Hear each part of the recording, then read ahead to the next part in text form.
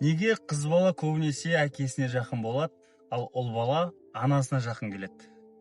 Көп адам мұны жай ғана сәйкестік деп ойлайды да, бірақ оның астарында үлкен сыр жатыр. Қыз бала әкесінен қорғаныш іздейді.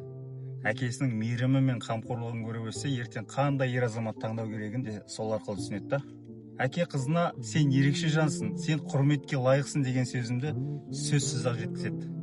Сондықтан қыз бала қиналса да, қуанса да, жетістікке жетсе де ең бірінші әкесінен мақтау күтеді. Ал ұл бала көбінесе анасынан жылулық алады да.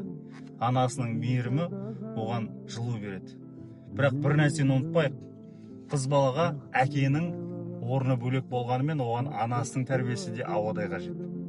Ал ұл балаға ананың мейірімі керек болғанымен ер азамат болып қалыптасу үшін әкенің өнегесі қажет. Баланың бақыты ата-ананың кімге жақын болғанында емес, екеуінің де махаббатын сезініп өскенінде.